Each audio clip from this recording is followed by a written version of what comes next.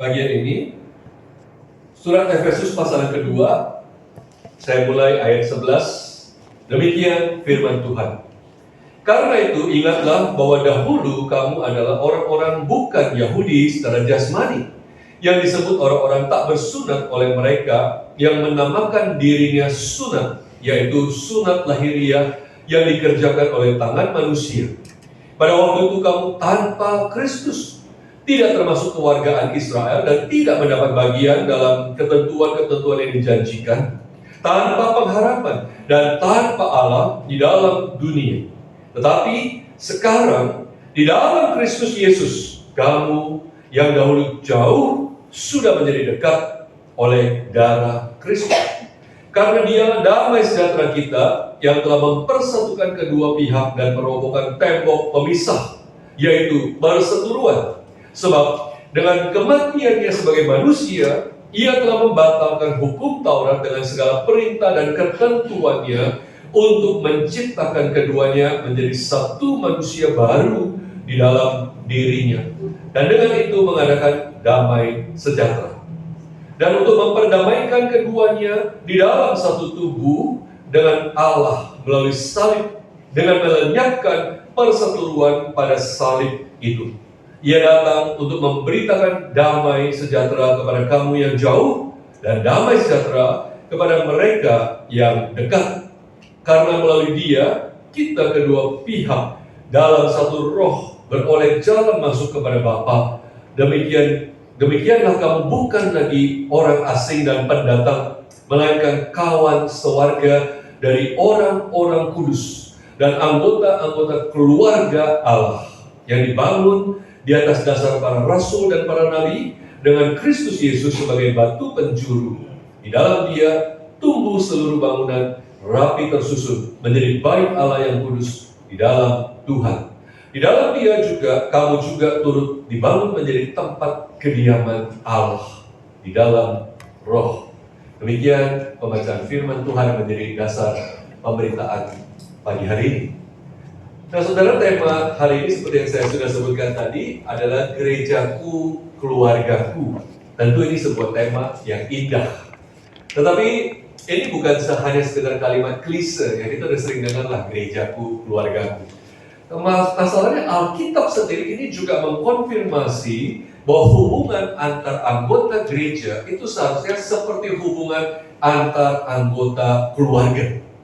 Tadi kita baca di ayat 19, Paulus menulis bahwa gereja itu apa? Adalah kawan sewarga dan orang-orang kudus dan anggota-anggota keluarga Allah. Jadi memang gereja adalah keluarga. Nah, akan tetapi saudara, kita tahu dan harus mengakui bukan bahwa hubungan anggota keluarga itu bukan hubungan yang gampang.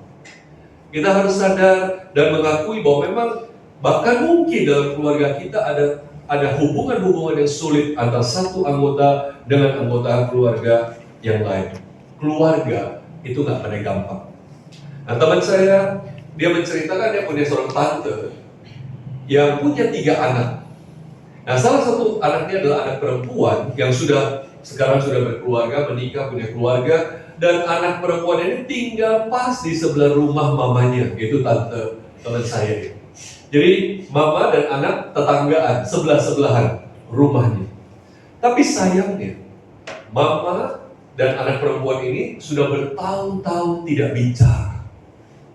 Tidak ada komunikasi satu sama lain. Sehingga meskipun mereka bertetangga, tidak pernah tegur sapa, tidak pernah satu mengunjungi yang lain. Padahal mama dan anak sebelah-sebelahan. Tante teman saya ini, sang mama ini, dia orang yang lumayan kaya. Dia sering kali mengundang keluarga besar datang untuk makan-makan di rumahnya. Dia ulang tahun undang makan, Imlek undang makan, Cap Gome undang makan. Ada acara-acara apa undang makan ke rumahnya. Dan keluarga-keluarga besar dari berbagai penjuru datang ke rumah sang tante, termasuk teman saya, ponakannya datang ke rumahnya. Bahkan anak-anak tante itu yang 2 lagi datang juga.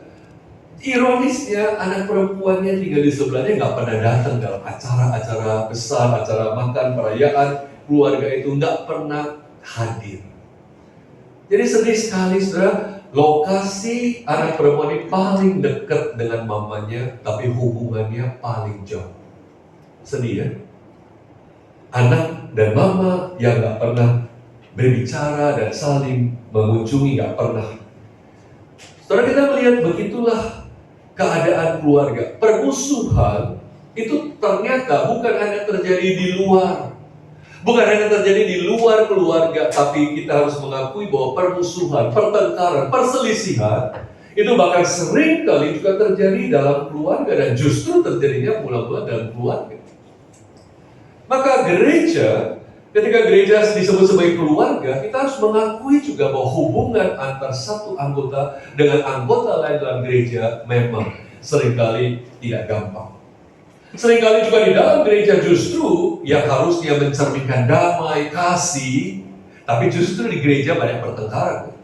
Di gereja ada banyak perselisihan, di gereja ada banyak orang kecewa dan meninggalkan gereja, ada banyak orang kecewa dan tidak mau lagi pelayanan. Macam-macam sebabnya, karena mungkin ada yang beda pendapat, kadang-kadang ada yang memaksakan kehendaknya, ada yang gak mau kalah, ada yang gengsinya tinggi sekali, harga dirinya tinggi sekali. Kadang-kadang perselisihan juga terjadi karena masalah ras, etnis, suku di dalam gereja. Jadi ada saja hal-hal dalam gereja yang seringkali membuat hubungan anggota dengan anggota lainnya itu menjadi sulit. Ada pertengkaran, perselisihan, bahkan permusuhan. Dan ayat yang baru saja kita baca dalam Efesus 2 ini menggambarkan memang seperti itulah juga keadaan gereja mula-mula, gereja abad pertama yang dilayani oleh Rasul Paulus. Di sini kita melihat ada satu sejarah panjang perselisihan, bahkan permusuhan antara dua etnis, yaitu apa? Etnis Yahudi, orang-orang Yahudi, dan orang-orang bukan Yahudi atau non-Yahudi yang sudah mempunyai sejarah yang panjang. Kenapa mereka bermusuhan, saudara? Karena orang Yahudi menganggap mereka adalah orang-orang yang umat Allah yang diselamatkan, orang yang paling dekat dengan Allah. Orang Yahudi merasa hanya mereka yang diperkenan oleh Tuhan, hanya mereka punya akses kepada Allah, hanya mereka yang akan Allah selamatkan. Sedangkan orang-orang bukan Yahudi, mereka sebut apa? Kafir. Mereka sebut apa? Penyembah berhala yang tidak bersunat. Tidak seperti orang Yahudi yang punya tanda perjanjian dengan Allah, yaitu dengan sunat. Mereka anggap orang-orang bukan Yahudi itu lebih rendah. Mereka anggap hina orang-orang yang bukan Yahudi. Sebaliknya, orang bukan Yahudi juga benci kepada orang Yahudi. Orang bukan Yahudi memberikan satu stigma, satu cap bahwa orang Yahudi adalah orang sombong, orang yang merasa paling dekat dengan Tuhan, orang yang merasa paling diterima oleh Allah, paling berkenan kepada Allah. Dan orang non-Yahudi mencap ini adalah orang-orang yang paling merasa benar. Maka di sini ada sejarah panjang perselisihan, bahkan permusuhan antara Yahudi dan bukan Yahudi. Sampai mereka sama-sama bertobat, sampai mereka sama-sama percaya Tuhan dan bahkan menjadi satu dalam gereja, itu nuansa-nuansa pertengkaran, perselisihan itu masih ada. Masih ada rasa curiga satu sama lain karena beda etnis. Masih ada prasangka rasial, karena kamu Yahudi, saya bukan Yahudi, dan sebaliknya. Masih ada keengganan untuk bergaul, sehingga di gereja seperti ada pemisahan orang jemaat Yahudi dan jemaat bukan Yahudi. Itu seperti air dan minyak yang gak pernah bisa menyatu. Anda bisa bayangkan betapa sulitnya situasi gereja seperti ini. Maka untuk itulah Rasul Paulus kemudian menulis bagian surat Efesus ini, di mana Paulus ingin membukakan mata dan pikiran jemaat, supaya mereka menyadari bahwa perselisihan antar etnis itu bukanlah sesuatu yang punya dasarnya, gak ada dasarnya. Dan bahkan perselisihan antara dua etnis ini harus segera diakhiri. Dan dia memberikan satu dasar teologi yang penting sekali yang Rasul Paulus berikan ini. Saudara, Paulus memulai penjelasannya dengan menggambarkan bagaimana situasi orang-orang bukan Yahudi dulu sebelum mereka percaya pada Tuhan. Dan Paulus menulis memang pada dasarnya orang-orang bukan Yahudi, non-Yahudi itu adalah orang-orang yang tanda kutip jauh. Maka di sini kita tadi lihat ada istilah yang dekat, yang jauh. Mereka adalah orang jauh dari Tuhan. Kalau kita lihat di ayat 12, Paulus memberikan 5 tanda kutip, kerugian atau kekurangan orang-orang bukan Yahudi di luar Tuhan. Yang kita bisa bilang dengan 5 tanpa atau 5 tidak. Apa itu 5 tidak bagi orang bukan Yahudi di ayat 12? Yang pertama, Paulus bilang, ayat 12, Paulus bilang orang bukan Yahudi itu mereka tanpa Kristus. Artinya tanpa Mesias, karena Kristus itu punya arti Mesias. Artinya mereka tidak punya akses kepada janji-janji yang telah diberikan Allah kepada umatnya, bahwa Mesias akan datang, bahwa Mesias akan membawa satu kebangunan bagi Israel. Dan orang di luar Yahudi tidak punya janji Mesias ini. Kemudian Paulus bilang yang kedua, orang-orang bukan Yahudi tidak termasuk kewargaan Israel. Artinya mereka di luar bilangan umat Allah. Mereka bukan orang-orang pilihan Tuhan. Dengan kata lain, mereka di luar berkat-berkat Tuhan. Mereka nggak punya privilege, hak istimewa sebagai umat Allah seperti yang dinikmati oleh orang-orang Yahudi yang punya perjanjian dengan Allah. Dan itu sebabnya kemudian yang ketiga dalam ayat 12, Paulus bilang orang bukan Yahudi, mereka tidak mendapat bagian dalam perjanjian dengan Allah. Mereka tidak di dalam covenant atau perjanjian dengan Allah, di mana Allah akan memberkati umatnya sebagaimana janji yang dia berikan kepada orang-orang Yahudi. Orang non-Yahudi tidak punya janji itu. Dan yang keempat, ayat 12, Paulus katakan mereka, orang bukan Yahudi itu tanpa harapan. Dan ini sedih sekali. Dalam hidup ini mereka nggak punya harapan apa-apa, karena mereka tidak punya harapan akan kematian dan kebangkitan seperti yang diharapkan oleh orang-orang Yahudi. Mereka tidak punya harapan akan datangnya Mesias, dan harapan apapun di dalam Tuhan mereka nggak punya. Dan yang kelima, terakhir dalam ayat 12, tanpa Allah. Orang-orang Yahudi disebut kamu tanpa Allah di dalam dunia. Itu artinya mereka terpisah dari Allah sebagai sang sumber kehidupan, sebagai yang memberikan kehidupan. Dengan kata lain, orang-orang bukan Yahudi itu adalah orang-orang yang mati secara rohani. Jadi kita bisa lihat memang di luar Kristus mereka sungguh-sungguh jauh dari Allah. Mereka nggak punya harapan, nggak punya janji, nggak punya Mesias, nggak punya berkat apapun, dan tanpa Allah, tanpa sumber kehidupan. Tapi itu dulu, sebelum mereka percaya. Sekarang beda lagi. Akan tetapi Paulus mengatakan mereka yang dulu jauh, orang-orang bukan Yahudi ini, sekarang telah menjadi dekat.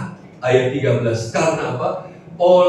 Karena pencurahan darah Kristus. Ayat 13, Paulus bilang, tapi kamu yang dahulu jauh sudah menjadi dekat oleh karena darah Kristus, atau karena kematian Kristus di kayu salib.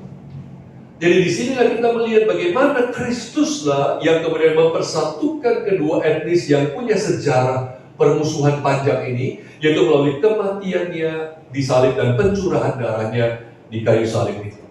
Maka terjadilah damai sejahtera antara kedua etnis ini. Terjadilah damai sejahtera di tengah-tengah gereja Kristus. Maka saudara, kita lihat bahasa-bahasa yang dipakai oleh Paulus itu penuh dengan kata-kata damai sejahtera. Mulai dari ayat 14, Paulus bilang Kristus adalah damai sejahtera kita. Kita itu yang Yahudi dengan yang bukan Yahudi, kedua belah pihak. Ayat 15, Paulus bilang kematian Kristus mengadakan damai sejahtera. Ayat 17, Kristus datang untuk memberitakan damai sejahtera kepada kedua belah pihak. Maka itu sebabnya dalam gereja mereka bisa bersatu, mereka bisa mengadakan damai sejahtera. Itu sebabnya karena pencurahan darah Kristus. Maka saudara, ini adalah satu dasar teologi yang penting sekali bagi gereja. Kenapa gereja bisa dan perlu bersatu? Kenapa gereja dan bisa ada damai di tengah-tengahnya? Bukan sekadar himbauan manusia. Saudara, gereja adalah keluarga, bukan cuma tema manis yang diciptakan oleh gembala, yang dihimbau dari sinode, bukan. Gereja bisa saja menghimbau gerejaku, keluargaku. Sinode bisa saja bikin tema tahunan gerejaku, keluargaku. Tapi gereja sebagai keluarga bukan sekadar himbauan seperti yang orang-orang dunia juga menghimbau supaya semua umat manusia bersatu, bukan, bersaudara, bukan. Kalau kita dengar orang Manado, mereka punya himbauan serupa. Orang Manado bilang torang semua bersaudara. Itu orang Manado bilang begitu. Orang Ambon bilang apa? Katong semua orang bersaudara, ya kita jangan baku hantam. Semua orang di luar juga menghimbau perlunya persaudaraan. Orang luar juga menghimbau perlunya persatuan. Tapi persatuan yang mereka inginkan, persaudaraan mereka inginkan itu adalah usaha manusia. Itu adalah inisiatif manusia yang seringkali begitu sulitnya untuk dicapai. Pertengkaran antar suku itu masih banyak yang terjadi. Kan? Tapi gereja, kita bisa menjadi saudara, kita bisa menjadi satu keluarga, itu karena realita kematian Kristus di kayu salib. Itu karena darah Kristus yang tercurah, yang merubuhkan tembok pemisah yang begitu kokoh, yang memisahkan antara dua etnis Yahudi dan bukan Yahudi yang sudah bermusuhan sekian lama. Maka tadi Paulus katakan di ayat 14, kematian Kristus itu mempersatukan kedua pihak dan merobohkan tembok pemisah itu, yaitu apa? Perseteruan atau permusuhan. Saudara, kita bisa bayangkan tembok itu begitu tebal, begitu tinggi, begitu kuat, sehingga sejarah yang panjang antara Yahudi dan bukan Yahudi saling membenci, saling bertengkar satu sama lain itu benar-benar sejarah yang tidak pernah beres sampai Kristus mati untuk mereka. Dan tembok itu memang nggak gampang. Kalau kita belajar sejarah, kita ingat dulu di Jerman pernah ada yang namanya tembok Berlin kan. Kalau Bapak Ibu yang mungkin di atas usia 30 tahun pasti pernah dengar tembok Berlin. Tapi yang mungkin lebih mudah belajar sejarah. So, tembok Berlin itu adalah satu tembok yang panjang sekali, 140 km panjang tembok itu. Memisahkan antara Jerman Timur dengan Jerman Barat. Dan ini pemisahan yang kuat sekali. Orang Jerman Timur nggak boleh ke Jerman Barat dan sebaliknya. Karena Jerman Barat lebih maju, orang Jerman Timur semua mau mengungsi ke Jerman Barat. Tapi ketika mereka mencoba memanjat tembok itu, menyeberangi tembok itu, mereka ditangkap dan mereka dihukum. Bahkan banyak yang dihukum mati. Maka sudah ada sejarah pahit antara Jerman Timur dengan Jerman Barat, dan itu sejarah yang panjang. Tembok Berlin itu mulai berdiri tahun 1961. Dan saudara tahu berapa lama tembok ini berdiri? 28 tahun. Sampai tahun 1989, barulah tembok Berlin itu bisa dihancurkan, diruntuhkan oleh kedua pihak, baik Jerman Barat, Jerman Timur sama-sama setuju. Oke, sekarang waktunya kita hancurkan tembok Berlin ini. Dan baru 1 tahun kemudian, 1990, secara official, secara resmi, ada reunifikasi, ada persatuan kembali Jerman Timur dan Jerman Barat, sehingga menjadi hanya satu Jerman sejak itu. Maka sejak tahun 90 tidak lagi ada istilah Jerman Timur, Jerman Barat, tapi hanya satu Jerman. Nah, sudah kita lihat inilah tembok pemisah seperti itu yang begitu lama dalam sejarah, yang begitu kokoh, kuat, memisahkan dua pihak. Dan itu yang terjadi di gereja mula-mula, bagaimana ada tembok pemisah yang memisahkan antara orang Yahudi dengan non-Yahudi, sehingga ada permusuhan turun-temurun. Bahkan ketika mereka sudah jadi Kristen, nuansa aura permusuhan itu masih ada terjadi. Maka di sini kita lihat Kristus menghancurkan tembok pemisah. Maka saudara, kalau hari ini kita bertanya, mengapa gereja bisa ada? Kok bisa ada gereja? Saudara, kita harus mengerti bahwa gereja bisa ada bukan karena ada sekelompok orang bersepakat, ayo kita kumpul yuk, kita sama-sama menyembah Tuhan. Bukan seperti itu. Gereja bisa ada bukan karena orang-orang yang mau bersepakat beribadah bersama, bukan. Tapi gereja bisa ada pertama-tama karena Kristus mati mencurahkan darahnya untuk gereja, sehingga tidak lagi ada tembok pemisah, dan kita sama-sama datang untuk beribadah kepada Allah yang sama, dengan akses yang sama, yang tidak ada bedanya suku apapun, etnis apapun. Itulah gereja. Gereja bisa ada karena Kristus mati dan Kristus bangkit, dan Dia membangun komunitas yang baru, di mana tidak lagi ada perseteruan di dalamnya. Sebaliknya, anggotanya adalah satu anggota keluarga terhadap anggota keluarga lainnya. Maka saudara, dalam gereja mula-mula permusuhan yang diakibatkan oleh tembok pemisah itu sudah dihancurkan oleh Kristus. Dan menjadi pertanyaan kita dari tadi bicara tembok. Sebenarnya tembok seperti apa sih yang memisahkan antara orang Yahudi dengan orang bukan Yahudi? Jawabannya adalah hukum Taurat. Itulah tembok yang memisahkan orang Yahudi dengan non-Yahudi sekian lama. Tembok pemisah itu tidak lain adalah aturan-aturan yang diturunkan dari hukum Taurat yang dilakukan, yang diamalkan oleh orang Yahudi begitu ketat. Ada begitu banyak hukum soal puasa, soal Sabat, soal hari-hari raya, soal makanan yang boleh dan tidak boleh makan, tidak boleh makan, soal sunat dan sebagainya. Orang Yahudi itu sangat detail, sangat perintil melihat hukum-hukum itu semua, dan semua dilakukan dengan ketat karena mereka berpikir apa? Dengan melakukan hukum-hukum itulah mereka berkenan kepada Allah. Jadi dengan kata lain, bagi orang Yahudi, hukum Sabat itu adalah sarana untuk akses kepada Allah, untuk mereka punya hubungan dengan Allah. Bagi orang Yahudi. Tapi bagi orang bukan Yahudi, mereka nggak melakukan hukum-hukum Taurat seperti ini. Sehingga mereka tidak punya akses kepada Allah, dan orang Yahudi memandang rendah dan bahkan menganggap mereka itu kafir karena mereka nggak melakukan hukum-hukum Taurat itu. Dan inilah yang membuat tembok yang melestarikan permusuhan antara kedua belah pihak itu. Dan Paulus menulis di sini, dengan kematian Kristuslah dia telah menghancurkan beruntukan tembok atau permusuhan itu. Ayat 15, Paulus katakan dia membatalkan hukum Taurat dengan segala perintah dan ketentuannya. Itu tembok yang diruntuhkan, yaitu hukum Taurat dengan segala perintah atau ketentuannya. Artinya saudara, sejak kematian dan kebangkitan Kristus, akses kepada Allah bukan lagi karena melakukan hukum Taurat, bukan lagi karena seorang taat kepada hukum Taurat, melainkan karena di dalam Kristus, melalui Kristus, dia datang kepada Allah. Dan itu berlaku sama baik buat orang Yahudi maupun bagi orang yang bukan Yahudi. Maka saudara, di dalam kematian Kristus dia menciptakan sebuah apa? Komunitas baru, sebuah keluarga baru, di mana sama-sama etnis apapun di dalamnya, baik Yahudi bukan Yahudi, sama-sama datang kepada Allah bukan lagi melalui hukum Taurat, tapi melalui Kristus Yesus. Inilah komunitas baru yang Allah ciptakan di dalam Kristus Yesus.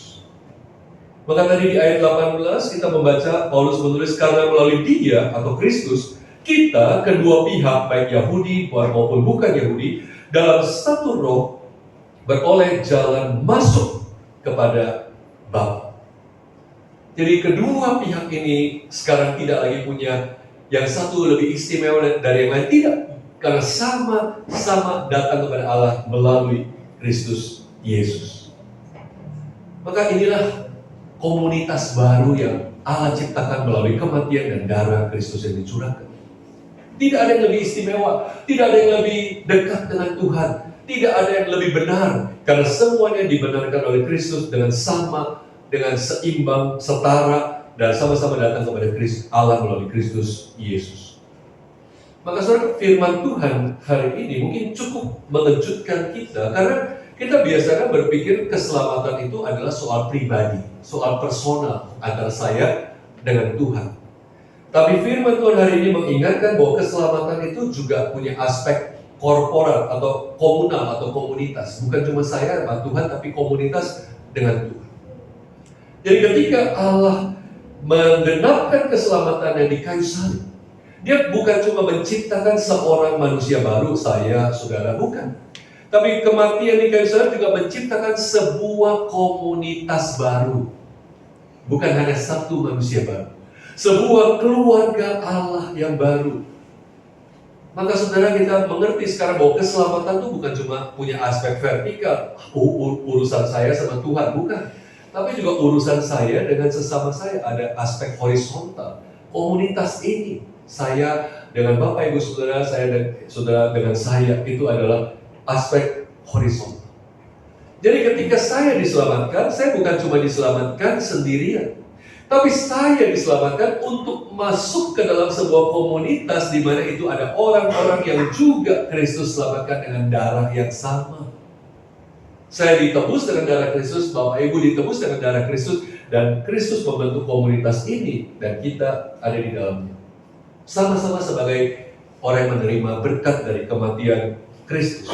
Itu sebabnya, maka tadi Paulus menulis di ayat 19, kita sekarang sudah jadi kawan sewarga dari orang-orang kudus dan anggota-anggota keluarga Allah. Maka saudara, kita melihat sesuatu yang luar biasa. Ada permusuhan, ada perseteruan begitu panjang dalam sejarah. Dan ironisnya, permusuhan ini hanya bisa dihancurkan ketika tubuh Kristus dihancurkan. Jadi Kristus dibunuh supaya dia bisa membunuh permusuhan ini. Saudara lihat betapa mahalnya harga yang Kristus bayar untuk menciptakan komunitas baru seperti ini. Bukan komunitas main-main. Kristus harus dibunuh supaya dia bisa membunuh perseteruan permusuhan yang begitu kuat yang ada di tengah-tengah gereja dan kedua etnis yang dalam sejarah sudah bermusuhan begitu panjang. Maka saudara, pengertian ini penting sekali untuk kita sebagai gereja. Sekali lagi, kita jadi gereja. Kita berkumpul bukan karena kita mau datang beribadah, ayo sama-sama kita sepakat di GKY Citra Raya. Bukan cuma sepakat, tapi kita bisa berkumpul hari ini sebagai gereja, itu pertama-tama karena Kristus membayar harga yang begitu mahal. Maka oleh sebab itu, tembok yang sudah dihancurkan itu janganlah dibangun lagi oleh jemaat. Sedihnya di banyak gereja itu seringkali tembok-tembok itu dibangun oleh jemaat dengan berbagai alasan, ya, karena alasan etnis, alasan ras, alasan suku, ya, ada yang karena alasan status ekonomi, ada yang karena alasan yang satu merasa lebih pintar dari yang lain, yang satu merasa lebih mampu dari yang lain, dan sebagainya. Di gereja seringkali ada tembok-tembok yang memisahkan antara satu jemaat dengan jemaat lain. Itu sebabnya seringkali ada pertengkaran dalam gereja, bahkan perpecahan gereja, karena tembok-tembok itu dibangun lagi, padahal Kristus sudah meruntuhkan tembok-tembok. Saudara, pernah satu kali saya melayani di luar kota, di sebuah kota di pulau yang berbeda. Dan ketika sedang makan bersama para majelisnya, mereka ngobrol tentang satu hal. Mereka bilang, gereja kami sebenarnya gereja yang cukup maju. Dan saya bisa melihat ini gereja yang besar. Dan mereka bilang, tapi kami bisa lebih maju lagi seandainya kami buka satu lagi kebaktian yang hanya berbahasa Indonesia. Karena selama ini mereka adakan semua kebaktiannya dua bahasa, yaitu bahasa Indonesia dan bahasa Mandarin, seperti KU1 tadi pagi. Jadi ada terjemah. Sedangkan banyak orang merindukan satu ibadah yang hanya bahasa Indonesia. Itu karena lebih banyak orang yang nggak mau dengar terjemahan, mereka mau bahasa Indonesia saja. Dan mereka mengakui kalau saja kami buka kebaktian berbahasa Indonesia saja, pasti ramai, pasti gereja tambah jemaat banyak. Nah, saya bilang benar, itu bagus. Kenapa kalian nggak buka saja kebaktian berbahasa Indonesia saja? Dan mereka bilang, kalau kami buka kebaktian berbahasa Indonesia, jawabannya bikin saya kaget. Kami khawatir nanti gereja dikuasai oleh satu etnis tertentu. Saya nggak bisa ngomong etnis apa itu, ya. Jadi mereka khawatir kalau buka ibadah nanti gereja makin ramai oleh satu etnis tertentu. Dan hal ini membuat saya sedih. Kenapa? Mereka tahu realitanya gereja bisa maju kalau ada kebaktian itu. Tapi mereka lebih rela, tanda kutip, gereja nggak usah maju deh. Yang penting jangan ada etnis yang mayoritas itu di gereja ini. Mereka lebih senang gereja status quo, gitu-gitu aja, daripada gereja maju tapi nanti yang banyak orang etnis yang beda. Sedih sekali. Jadi karena prasangka etnis itu menghambat kemajuan gereja, dan ini adalah satu hal yang sangat menyedihkan. Tembok yang sudah dihancurkan Kristus itu masih dibangun lagi oleh jemaat dari zaman ke zaman. Ada aja tembok baru yang terus berdiri di tengah gereja. Meskipun bukan fisik, kelihatan nggak ada tembok, tapi secara spiritual itu seperti ada tembok-tembok yang menghalangi. Kamu suku ini, aku suku ini beda. Kekayaanmu segitu, kekayaanku segini, beda. Dan sebagainya. Itu membuat gereja seringkali menjadi sesuatu yang bukan apa yang Kristus inginkan, apa yang Kristus bayar harga mahal untuk membeli dan menebusnya. Sedih sekali. Maka saudara, perseteruan, perasaan superior, lebih hebat, dan pertengkaran dalam gereja itu sama sekali tidak sejalan dengan tujuan Kristus membangun gereja itu. Ketika gereja sungguh-sungguh bertekad menjadi sebuah keluarga dan mengadakan damai sejahtera di tengah-tengahnya, disitulah Kristus hadir dan berkenan atas gereja ini. Maka hari ini saudara, kita berkata gerejaku, keluargaku, itu bukan cuma slogan, itu bukan cuma klise, basa-basi, kata-kata manis dari tema-tema gereja, tapi itu realita yang Kristus lakukan supaya kita bisa jadi keluarga. Dan untuk itulah Kristus membangun gerejanya supaya kita jadi keluarga. Jangan pernah anggap enteng harga yang sudah dibayar oleh Kristus itu. Tetapi saudara, lebih jauh, Rasul Paulus kemudian juga memakai satu metafora yang berbeda. Tadi kalau gereja adalah keluarga, sekarang Paulus memakai metafora yang berbeda. Gereja itu bait Allah. Di ayat yang ke-21, Paulus bilang di dalam dia tumbuh seluruh bangunan rapi tersusun menjadi bait Allah yang kudus di dalam Tuhan. Saudara, bait Allah itu dulu itu ada di Yerusalem. Dan itulah satu bait yang begitu dibanggakan orang Yahudi, karena disitulah Allah hadir menjanjikan dia akan berada di tengah-tengah umatnya melalui kehadirannya di bait Allah. Dan di bait Allah itulah orang datang menyembah Allah, berjumpa dengan Allah. Jadi bait Allah adalah sentral ibadah orang Israel, orang Yahudi. Tapi kemudian pada tahun 70, bait Allah yang begitu luar biasa itu dihancurkan oleh Romawi. Dan sejak itu, di tempat itu di Yerusalem tidak pernah lagi dibangun bait Allah. Sampai sekarang tidak ada lagi. Kalau kita hari ini ke Israel sekarang, yang kita jumpai di sana tempat bekas bait Allah itu sekarang dari kompleks Masjid Al-Aqsa, itu justru tempat sucinya kaum Muslim, bukan lagi tempat suci orang Yahudi atau bahkan orang Kristen, bukan. Maka saudara, hari ini udah nggak ada bait Allah yang mereka dulu banggakan. Tapi indahnya Paulus mengatakan kita ini bait Allah. Tentu bukan secara fisik, tapi secara rohani. Artinya apa? Melalui gereja inilah, melalui kita sebagai gereja, sebagai keluarga, orang-orang datang dan berjumpa dengan Tuhan. Wow, itu luar biasa. Melalui Bapak, Ibu, Saudara, dan saya, orang luar datang dan melihat Tuhan hadir di sini. Orang luar datang dan mengagumi betapa ajaibnya karya Tuhan di gereja ini, sehingga mereka tertarik dan mereka menyembah Allah yang hidup, berjumpa dengan Allah yang hidup di gereja ini. Kita adalah bait Allah di dalam Tuhan.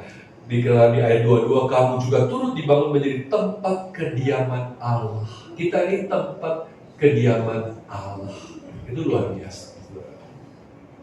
Apakah ketika orang luar datang, mereka melihat Jemaat GKI Citra Raya ini adalah keluarga Allah yang indah? Dan apakah mereka datang dan melihat kita menjadi satu gereja yang seperti keluarga, sehingga mereka bilang ini tempat Allah hadir, saya mau ibadah di sini, saya berjumpa dengan Tuhan di sini? Harusnya orang luar bisa berkata seperti itu. Hari ini GKI Citra Raya berulang tahun yang ke-9. Kita bersyukur Tuhan pimpin 9 tahun. Dan kita semua berharap gereja ini makin maju, makin berkembang, bukan?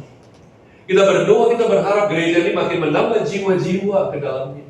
Dan pertanyaannya, ketika kita bawa jiwa baru, kita bawa jiwa dari luar datang, apakah kita menjadi bait Allah di mana mereka berjumpa dengan Allah melalui keindahan damai sejahtera gereja ini?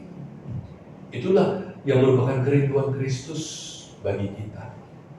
Itu sebabnya, marilah kita terus dengan anugerah Kristus itu menghancurkan tembok demi tembok yang masih mungkin dibangun atau ada di tengah-tengah gereja. Bukan tembok fisik, tapi tembok spiritual. Kesombongan, keegoisan, dan kadang-kadang seringkali gengsi harga diri yang terlalu tinggi yang menghalangi gereja itu maju.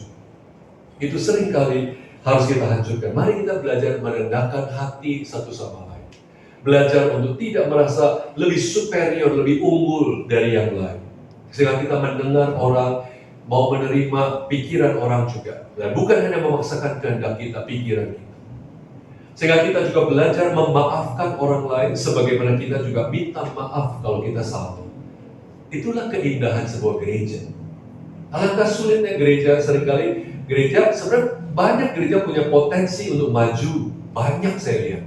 Tapi yang seringkali menghalangi itu jemaatnya sendiri, bahkan hamba Tuhannya sendiri, bahkan majelisnya sendiri.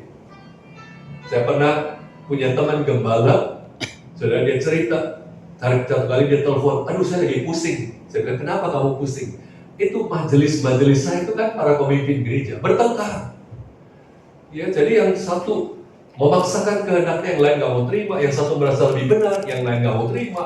Akhirnya beberapa majelis sekaligus minta mundur, bilang nggak mau lagi pelayanan. Pusing nggak gembalanya? Pusing lah. Dia telepon saya, dia gimana ya?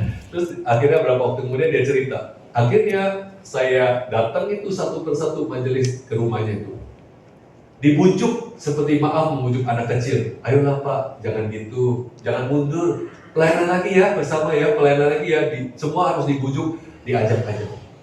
Dan jawaban rata-rata majelis itu mengejutkan, ya. Mereka bilang apa? Oke, saya mau pelayanan lagi dengan satu syarat. Apa syaratnya? Majelis itu harus minta maaf dulu sama saya. Wah, semuanya merasa lebih benar dan lebih hebat, dan orang lain harus minta maaf. Nggak ada yang mau merendahkan diri dan merasa perlu minta maaf kepada yang lain. Inilah gereja, inilah realita gereja. Seringkali gereja punya potensi luar biasa, tapi yang menghambat kemajuan gereja itu adalah harga diri, gengsi, kesombongan, keegoisan, dan kebutaan untuk melihat keindahan, kemuliaan Kristus untuk yang apa yang telah Kristus lakukan bagi gereja. Sehingga gereja tidak bisa maju. Maka Bapak Ibu Saudara, hari ini kita diingatkan lagi melalui firman Tuhan bahwa kita adalah keluarga. Bukan karena himbauan gembala, bukan karena kalimat klise dari mana kita nggak tahu, seperti orang Manado atau Ambon bilang orang saudara, ya. Tapi kenyataannya karena Kristus membayar harga untuk ini. Begitu mahal harga yang Kristus bayar. Kristus telah menghancurkan tembok-tembok pemisah itu. Jangan ada satupun yang membangun tembok apapun lagi di tengah-tengah gereja. Tembok spiritual yang memisahkan satu jemaat dari jemaat lain. Saudara, ini adalah sebuah kisah kasih Kristus yang begitu berharga untuk gereja ini.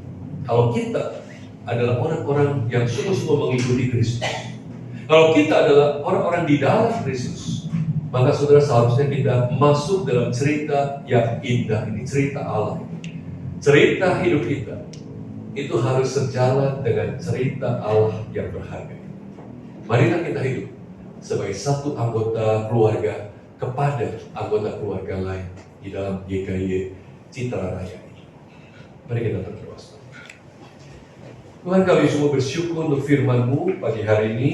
Kami boleh dikuatkan dan kami boleh dicelipkan sehingga kami mengerti bahwa kami berkumpul sebagai gereja bukan hanya kesepakatan manusia, tapi Kristus mati membayar harga mahal sekali supaya kami boleh disatukan, kami diperdamaikan. Kami tidak lagi ada tembok-tembok pemisah apapun di tengah-tengah gereja yang menghalangi kemajuan dan keindahan gereja Kristus.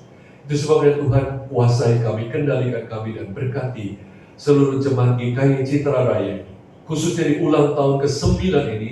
Biarlah Tuhan memberkati gereja ini sehingga menjalani tahun-tahun ke depan ini, tahun ke-10, 11 sampai seterusnya, gereja semakin berkembang, gereja menjadi semakin kesaksian yang baik, gereja sungguh-sungguh menjadi satu bangunan baik Allah di mana orang datang dan melihat Allah nyata dan mereka ingin juga menyembah-Mu melalui gereja ini.